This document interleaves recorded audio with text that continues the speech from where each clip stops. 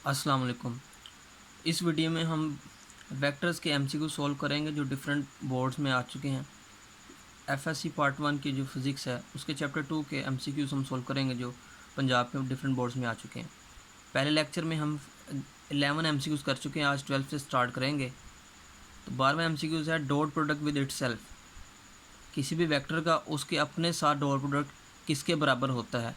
तो कोई भी दो वेक्टर लेते हैं, फॉर एग्जांपल वेक्टर लेते हैं दो वेक्टर लेते हैं ए और ए। इसका मतलब है कि वेक्टर का अपने साथ ही डॉट प्रोडक्ट है, इसलिए हमने ए को इस ए के साथ ही डॉट प्रोडक्ट ले लिया है। डॉट प्रोडक्ट का जो फार्मूला है A dot A is equal to A, first का मैग्नीट्यूड पहले वेक्टर का मैग्नीट्यूड वो भी ए है, दूसरे वेक्टर का मैग्नीट्यूड वो भी ए है, और इन दोनों वेक्टर के दरमियान एंगल थीटा उस कोस थीटा आएगा उसका फार्मूले के मुताबिक।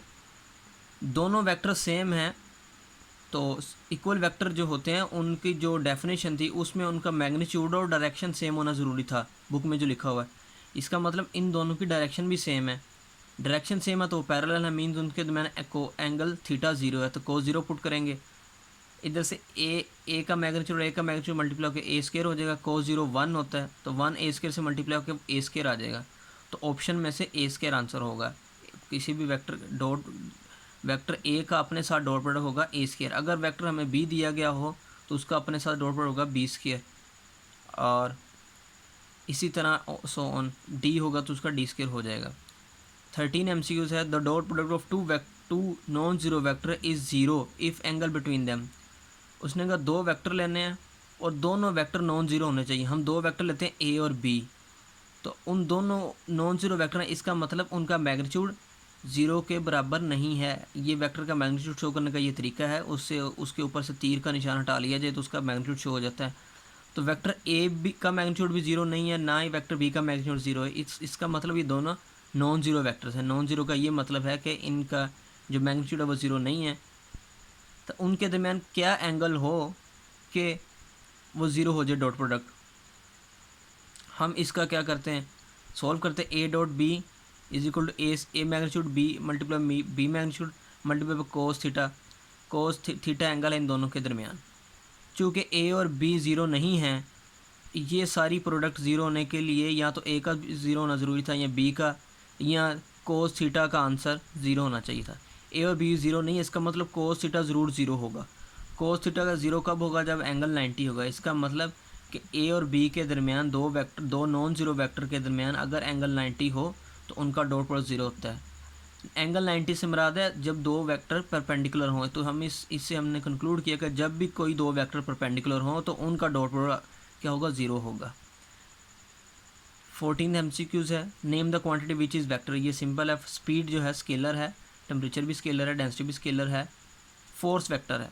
स्पीड, टेम्परेचर और डेंसिटी के अंदर जो है डायरेक्शनल प्रॉपर्टीज़ नहीं है, इनको आप डायरेक्शन के बगैर फुली एक्सप्लेन कर सकते हैं, इसलिए ये स्केलर है और ये फोर्स वेक्टर है।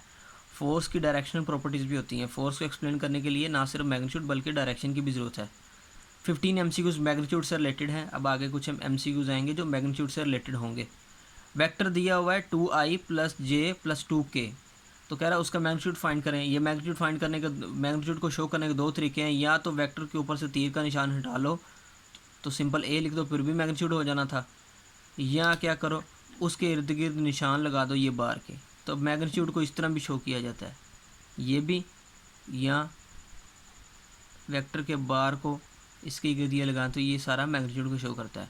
अगर वेक्टर ए वेक्टर है उसके ऊपर तीर बना दो तो ए वेक्टर को शो करता है। ए वेक्टर का मैग्नीट्यूड शो करना हो या तो उसके ऊपर से तीर का निशान डालो या तीर का निशान रहने दो और उसके गिर्द ये दो बार लगा लो, ये भी इसका मैग्नीट्यूड शो कर देगा।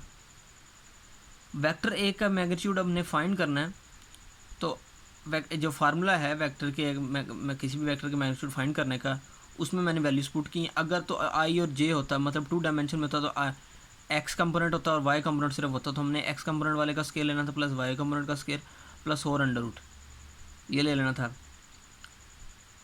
अब ये तीन इसके कंपोनेंट हैं वेक्टर के, एक्स वाई जी कंपोनेंट हैं, तो एक्स कंपोनेंट आई के साथ जो लिखा है वो उसका स्केयर, आई के साथ 2 लिखा हुआ है इसका स्केयर, जे के साथ कुछ नहीं लिखा हुआ है, जिसके साथ कुछ नहीं लिखा होगा उसके साथ 1 है, 1 का स्केयर, के साथ 2 लिखा उसका स्केयर, 2 का स्केयर 4, 1 का स्केयर 1 और 2 का स्केयर 4, ये 9 बन जाएगा, 9 का अंडर रूट 3 आ जाएगा।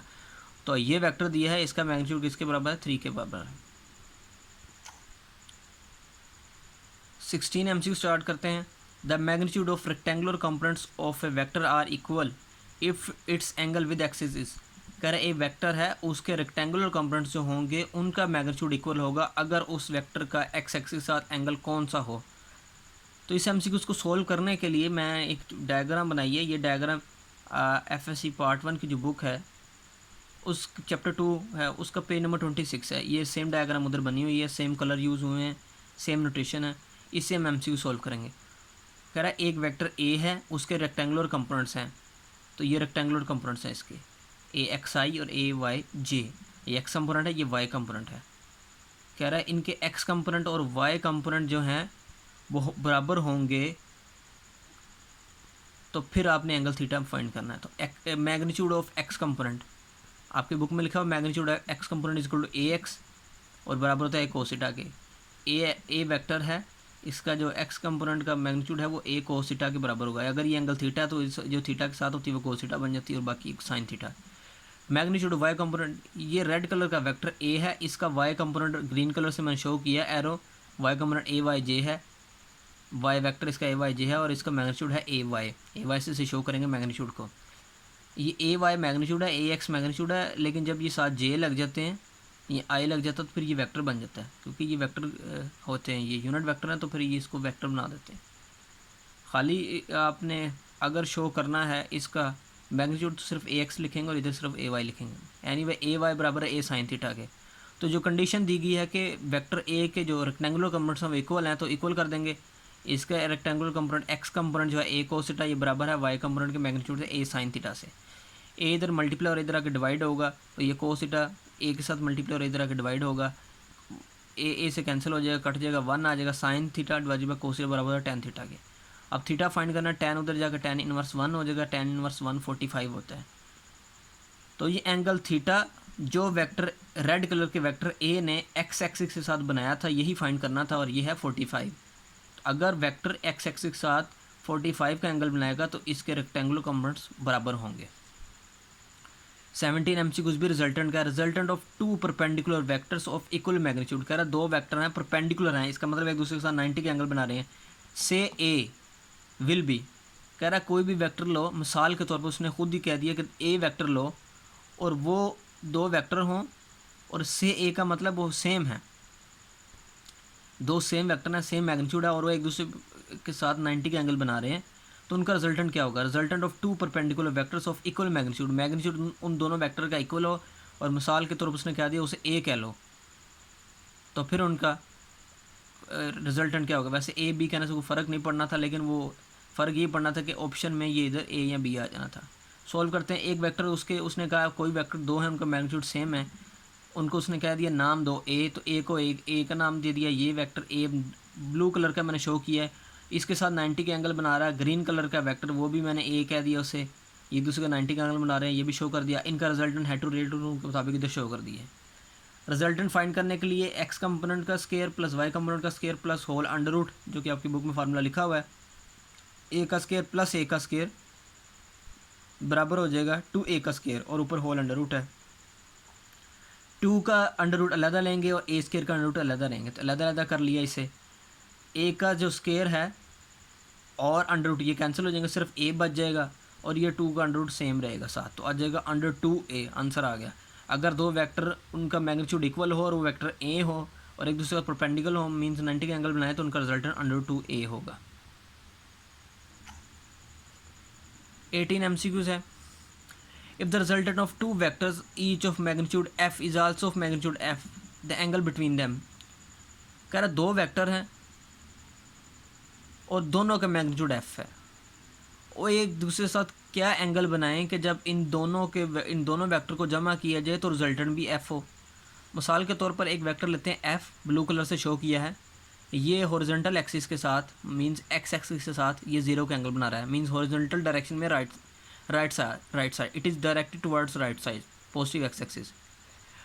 दूसरा वेक्टर हम लेते हैं ग्रीन कलर का f, इसका मैग्नीट्यूड भी सेम है, इसलिए मैंने तीरों की लंबाई सेम बनाई है। तो मैंने इमेजिनरी इधर एक्सिस बनाए हैं, ये एक्स एक्सिस बनाया है, ये इमेजिनरी वाई एक्सिस बनाया है ब्लैक कलर से। तो वेक्टर को मैंने इस तरह मैंने इसकी डायरेक्शन बनाई है कि पहले ये जो 90 का जो लाइन है ये एंगल और प्लस थोड़ा सा और आगे आइए तो ये अब थोड़ा सा मज़ीद एंगल जो है 30, तो ये एंगल जो है वो 30 है फर्दर। तो टोटल एंगल क्या बन गया 90 प्लस 30। तो एक्स एक्सिस के साथ ये जो एफ वेक्टर है ये 120 का एंगल बना रहा है। पहला वेक्टर जो ब्लू कलर का जिसका मैग्नीट्यूड एफ है ये एक्स एक्सिस के साथ 0 एंगल बना रहा है, बिल्कुल उसी लाइन में है। और दूसरा जो है वो एक्स एक्सिस के साथ 120 का बना रहा है। फॉर एग्जांपल ये एक्स एक्सिस है, ये सारा एक्स एक्सिस है। तो पहला वेक्टर जो है पॉजिटिव एक्स एक्सिस की तरफ है। फॉर एग्जांपल ये पॉजिटिव साइड है पॉजिटिव एक्स एक्सिस की, ये पॉजिटिव वाई है। पहला वेक्टर जो है एफ जिसका मैग्नीट्यूड एफ है ये कितना एंगल बना रहा है, ये बना रहा है 0 का एंगल बना रहा है एक्स एक्सिस के साथ। दूसरा जो है एक वाई एक्सिस के साथ मज़ीद 30 का एंगल हो जाएगा। तो टोटल इसका एक्स एक्सिस के साथ एंगल जो हो जाएगा वो 120 हो जाएगा, 90 ये वाला और 30 मज़ीद। अब इन दोनों को इकट्ठा करते हैं। इस वेक्टर को मैंने थोड़ा सा इधर लेके आया और ये वाला जो ग्रीन है उसको भी साथ इसके जोड़ दिया हेड टू टेल रूल के मुताबिक। तो जो पहला वेक्टर एफ था ब्लू कलर का उसके साथ जो एंगल बनाया है एफ ने वो 120 का बनाया, 120 का बनाया। तो अब इनका जो मैंने रिजल्टेंट लिया हेड टू टेल रूल के मुताबिक, हेड को हेड के साथ टेल को टेल के साथ जोड़ दिया। तो अब आप देखेंगे ये इक्विलेटरल ट्राइंगल बन गई है, इसमें तीनों साइड बराबर हैं। तो जो रिजल्टेंट है, रिजल्टेंट को मैंने ब्लैक कलर के एरो से शो किया, ये वाला ब्लैक कलर का एरो है। तो रिजल्टेंट भी एफ़ आ गया। तो कंडीशन थी अगर दो वेक्टर हों दोनों का मैग्नीट्यूड एफ़ हो तो उनको उन दोनों के दरमियान क्या एंगल होगा कि उनको जोड़ने से तीसरा वेक्टर जो रिजल्टेंट वेक्टर होगा वो भी एफ़ मैग्नीट्यूड का हो, तो उन दोनों के दरमियान एंगल 120 होगा। अब दूसरा इसके बाद 19वां MCQ करते हैं। The resultant of 120 Newton force and 20 Newton forces can not be. क्या दो फोर्सेस हैं, एक 120 न्यूटन की है एक 20 न्यूटन की है, इन दोनों को आपने जमा करना है और जमा करने से क्या आंसर नहीं आ सकता। अब MCQs में है forces the resultant of 120 Newton force and 20 Newton force can not be. जवाब ये नहीं पूछा कि आंसर क्या होगा, जवाब ये पूछा कि क्या आंसर नहीं हो सकता। तो पहले हम देखेंगे कि क्या आंसर हो सकता है, बाकी जो पॉसिबिलिटी। फॉर एग्जांपल अगर 20 न्यूटन की फोर्स ये है, it is directed toward right side और ये 120 की है, तो 20 का जो है मैग्नीट्यूड है वो कम है, 120 का ज़्यादा, इसलिए मैंने 6 गुना ज़्यादा है इसका मैग्नीट्यूड, इसलिए मैंने तीर की लंबाई भी 6 गुना ज़्यादा बनाई है और इनको इन दोनों को एक ही डायरेक्शन में मैंने पॉइंट किया। They are directed toward right side 20 newton and 120 newton. जब ये एक ही तरफ इनकी डायरेक्शन है, ये पैरेलल है, इन दोनों के बाद एंगल 0 है। जब एंगल 0 हो पैरेलल हो तो ये जो मैग्नीट्यूड है इनका वो ऐड हो जाता है। 120 न्यूटन प्लस 20 न्यूटन जो 40 न्यूटन 140 न्यूटन, तो 140 न्यूटन होगा, ये मैक्सिमम होगा। इन दोनों को जोड़ने से 20 न्यूटन फोर्स को और 120 न्यूटन फोर्स को जोड़ने से जो ज़्यादा से ज़्यादा जवाब आ सकता था वो 140 था। 140 से ज़्यादा जवाब आ ही नहीं सकता। दूसरी ऑप्शन ये है कि अगर हम इसमें से एक को रिवर्स कर दें, मींस एक एंटी पैरेलल कर दें, तो 120 न्यूटन तो पॉजिटिव साइड पे है, राइट साइड पे है, और 20 न्यूटन लेफ्ट साइड पे मैंने कर ली। अब ये एंटी पैरेलल हो गए, इन दोनों का एंगल 180 हो गया। तो अब ये फॉर एग्जांपल राइट साइड वाले को पॉजिटिव लें तो 120 पॉजिटिव है और दूसरी तरफ वाली ऑटोमेटिकली नेगेटिव साइड बन जाएगी, तो 20 क्या हो जाएगी माइनस हो जाएगी इसमें से, तो इसका रिजल्टेंट आएगा 100। एंटी पैरेलल में रिजल्टेंट कम से कम आता है, पैरेलल में मैक्सिमम रिजल्टेंट आता है। मींस दोनों फोर्स 120 न्यूटन फोर्स और 20 न्यूटन फोर्स को जमा करने से जो कम से कम जवाब आएगा वो 100 न्यूटन आएगा, 100 न्यूटन। तो ज़्यादा से ज़्यादा जवाब 140 न्यूटन आना था और कम से कम जवाब जो है वो है 100 न्यूटन आएगा। तो ये एंगल की वेरिएशन कितनी है 0 डिग्री। 0 डिग्री पे 140 जवाब आएगा न्यूटन, और 0 से 180 डिग्री तक एंगल जब आप मूव करेंगे, इन दोनों के दरमियान एंगल पहले केस में 0 है, दूसरे केस में 180 है, और जब इन दोनों के 0 से 180 के दरमियान कोई भी एंगल होगा तो जो वैल्यूज़ हैं वो चेंज होंगी 140 से 100 तक। मीन्स जो इन दोनों को जमा करने से जो पॉसिबल वैल्यू आ सकती है वो 140 आ सकती है ज़्यादा से ज़्यादा, 100 न्यूटन आ सकती है कम से कम, ये इन दोनों के दरमियान कोई भी वैल्यू आ सकती है।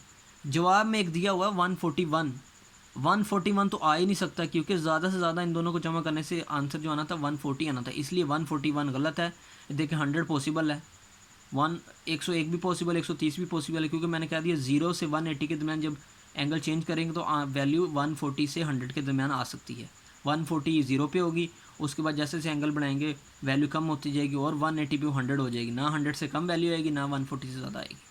तो जो इन दोनों का रिजल्ट नहीं आ सकता वो 141 है। ये 20वें MCQ देख लें कि कह रहा है a + b दो वेक्टर हैं ए प्लस बी, उनका मैग्नीट्यूड ले लिया है उन दोनों वेक्टर को ऐड करके, फिर इन्हीं दोनों वेक्टर को माइनस करके मैग्नीट्यूड ले लिया। कह रहा है अगर ये बराबर होंगे तो वेक्टर जो है इन दोनों के दरमियान एंगल क्या होगा। ये दो वेक्टर हैं ए और बी। पहले केस में इसने ए और बी को ऐड किया है, दूसरे केस में इसने ए और बी को माइनस किया, सब्ट्रैक्ट किया है। दोनों केसों में उसने बाद में इसका मैग्नीट्यूड लिया, ये जो बार शो किए हैं, और कहा है ये बराबर है, तो फिर ए और बी के में एंगल फाइंड करें।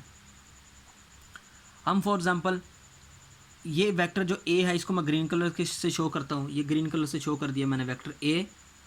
बी वेक्टर है, इसको मैंने ब्लू कलर से शो कर दिया, ये इतना वेक्टर है, इधर से स्टार्ट हो रहा है ये ऊपर की तरफ।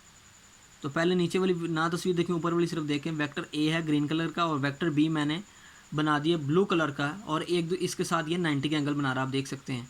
अब हेड टू टेल रूल के मुताबिक इनका रिजल्टेंट लें तो पहले के टेल के साथ टेल और आखिरी के हेड के साथ हेड जब मैं अटैच करेंगे तो हेड टू टेल के मुताबिक इनका जो आ जाएगा सम आ जाएगा, रिजल्टेंट आ जाएगा ए प्लस बी का मैग्नीट्यूड आ जाएगा ये।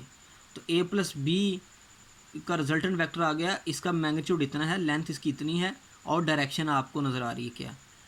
ए माइनस बी करते हैं, किसी भी वेक्टर का माइनस जब करना हो तो मैग्नीट्यूड उसका सेम रहता है, लेकिन उसकी डायरेक्शन टोटली रिवर्स कर देते हैं, 180 से चेंज कर देते हैं एंगल। तो ए अगर बी वेक्टर जो था अपवर्ड डायरेक्शन में था तो इसका माइनस डाउनवर्ड डायरेक्शन में होगा, लेकिन मैग्नीट्यूड सेम रहेगा, तो माइनस भी डाउनवर्ड डायरेक्शन में है। अब आप वेक्टर ए जो कि ग्रीन कलर था उसमें से प्लस करें माइनस बी, तो vector A plus minus B बराबर हो जाएगा ए माइनस बी। यही वेक्टर की सब्ट्रैक्शन ऐसे है कि वेक्टर की सब्ट्रैक्शन में ए और बी को अगर आपने सब्ट्रैक्ट करना हो तो आपने अपनी बुक में पढ़ा है, वेक्टर ए में प्लस करें बी का नेगेटिव तो फिर ए माइनस बी आ जाएगा, तो ए माइनस बी आ गया। ए माइनस बी जो वेक्टर है वो ब्लैक कलर का ये शो किया गया है, इसकी लेंथ जो है ए प्लस बी के बराबर है, लेकिन डायरेक्शन चेंज है। ए प्लस बी जो वेक्टर है उसकी डायरेक्शन इस तरफ है, ए माइनस बी की डायरेक्शन इस तरफ है, लेकिन इन दोनों की तीरों की लंबाई बराबर है, मीन्स इन दोनों का मैग्नीट्यूड बराबर है। और यही इसने एमसीक्यूज में ऑप्शन रखी थी, अगर इन दोनों के ए प्लस बी का मैग्नीट्यूड बराबर हो और ए माइनस बी का मैग्नीट्यूड बराबर हो तो ए और बी के दरमियान एंगल क्या होगा। तो हमने देख लिया ए और बी के दरमियान अगर एंगल 90 होगा तो उन दोनों को प्लस करने से और उन दोनों को माइनस करने से जो रिजल्टेंट आएगा उनके मैग्नीट्यूड सेम होंगे, डायरेक्शन सेम नहीं होगी। और यही तो शर्त थी कि मैग्नीट्यूड सिर्फ सेम होना चाहिए, तो एंगल बताया वो एंगल है 90।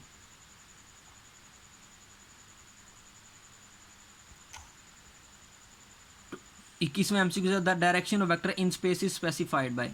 स्पेस में कह रहा है वेक्टर की डायरेक्शन कितने एंगल से स्पेसिफाई करेंगे, एक एंगल से, दो एंगल से, तीन एंगल से या चार एंगल से। तो पेज जो है आपकी बुक का 23 उसकी फिगर 2.2b है, ये बनी हुई है आपकी बुक में, मैंने नोटेशन और कलर सेम यूज़ किए हैं। इस तस्वीर में देखें एक्स एक्सिस, वाई एक्सिस और जी एक्सिस है। एक वेक्टर जो है रेड कलर का, उस वेक्टर का नाम ए रखा हुआ है, और स्पेस में किसी भी पॉइंट ए बी सी को ये रिप्रेजेंट कर रहा है। पॉइंट ए एक्स एक्सिस की तरफ है, पॉइंट बी वाई एक्सिस का जो है कोऑर्डिनेट, और पॉइंट सी जो जी एक्सिस का है। इस वेक्टर को स्पेस में फुली स्पेसिफाई करने के लिए, कंप्लीटली स्पेसिफाई करने के लिए 3 एंगल की हमें ज़रूरत है। एक एंगल होगा अल्फ़ा, मैंने ग्रीन कलर से शो किया है, ये वेक्टर ए का एक्स एक्सिस के साथ एंगल शो करेगा। एक एंगल है बीटा, वो मैंने ब्लू कलर से शो किया है, ये एक वेक्टर ए का वाई एक्सिस के साथ एंगल शो करेगा। और एक एंगल है गैमा जो ब्लैक कलर से मैंने शो किया, ये वेक्टर ए का जी एक्सिस के साथ एंगल बताएगा। तो डायरेक्शन जो है वेक्टर की स्पेस में कम्प्लीटली स्पेसिफाई करने के लिए हमें 3 एंगल की ज़रूरत है, तो ये आंसर होगा 3 एंगल। अगर एक्स एमसीक्यू इस तरह है कि वेक्टर को आपने डायरेक्शन स्पेसिफाई करनी है इन एक्स वाई प्लेन, तो एक्स वाई प्लेन ये वाली है। एक्स वाई प्लेन में वेक्टर की डायरेक्शन स्पेसिफाई करने के लिए उस वक्त में सिर्फ 2 एंगल की ज़रूरत होगी, एक वेक्टर का एक्स एक्सिस के साथ एंगल अल्फ़ा और वेक्टर ए का बी वाई एक्सिस के साथ एंगल बीटा। अगर वो कह दे कि वेक्टर ए की डायरेक्शन स्पेसिफाई करनी है वाई जी एक्सिस में, वाई जी प्लेन में, तो वाई जी प्लेन में वेक्टर ए की डायरेक्शन जो है वो स्पेसिफाई करने के लिए सिर्फ 2 एंगल की ज़रूरत होगी, एक वेक्टर का वाई एक्सिस के साथ एंगल बीटा और एक वेक्टर का जी एक्सिस एंगल गैमा। तो लेकिन टोटल स्पेस में अगर आपने उसने कहा कि स्पेस में डायरेक्शन स्पेसिफाई करनी है तो फिर 3 एंगल की ज़रूरत है। इस वीडियो का जो लास्ट एमसीक्यूज़ है वो है 22, उसमें है कि if R X is negative and R Y is positive. R X है रिजल्टेंट वेक्टर का एक्स कंपोनेंट और आर वाई है रिजल्टेंट वेक्टर का Y component. Then the resultant vector lies in, तो रिजल्टेंट वेक्टर होगा किस में, 4 कोऑर्डिनेट बना लेते हैं। तस्वीर है पेज नंबर 30 है, टेबल नंबर 2.1 है एफएससी की बुक चैप्टर 2 का। यही तस्वीर बनी हुई इधर जो मैं इधर बना दी है, इसको समझ लें। ये 4 कोऑर्डिनेट हैं, 4 कोऑर्डिनेट हैं। ये पहला कोऑर्डिनेट है, ये दूसरा, ये तीसरा, चौथा। पहले कोऑर्डिनेट में एक्स जो है ये पॉजिटिव एक्स एक्सिस है, ये पॉजिटिव वाई एक्सिस है, ये नेगेटिव एक्स एक्सिस है, ये नेगेटिव वाई एक्सिस है। तो पहले में पहला कोऑर्डिनेट ये वाला है, ये वाला सारा। पहले कोऑर्डिनेट में एक्स एक्सिस पॉजिटिव है और वाई एक्सिस भी है पॉजिटिव, तो इसका मतलब आर एक्स जो कंपोनेंट होगा वो भी पॉजिटिव होगा, आर वाई भी पॉजिटिव होगा।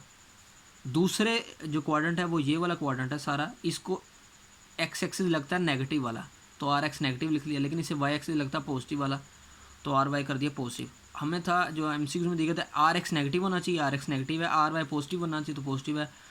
तो रिजल्टेंट वेक्टर किस में लाई करेगा, दूसरे क्वाड्रेंट में। तो एमसीक्यू हमें आंसर मिल गया, रिजल्टेंट वेक्टर दूसरे क्वाड्रेंट में लाई करेगा। बहरहाल बाकी 3 को भी, 2 को भी समझ लेते हैं। तीसरा जो है क्वाड्रेंट है उसको एक्स एक्सिस ये वाला लगता है नेगेटिव एक्स एक्सिस, और वाई एक्सिस लगता है वो भी नेगेटिव, तो आर एक्स नेगेटिव और आर वाई नेगेटिव दोनों नेगेटिव होते हैं तीसरे में। और ये चौथा क्वाड्रेंट देख लें, इसमें एक्स एक्सिस इसको पॉजिटिव लगता है, आर एक्स पॉजिटिव, और वाई एक्सिस इसे नेगेटिव लगता है, R Y negative, resultant vector negative होगा। तो पहले और तीसरे, पहले में दोनों पॉजिटिव हैं, तीसरे में दोनों नेगेटिव हैं, और दूसरे और चौथे में एक पॉजिटिव एक नेगेटिव होता है। तो ये था आज के लेक्चर में, हमने ये एमसीक्यूज़ किए पंजाब बोर्ड्स के।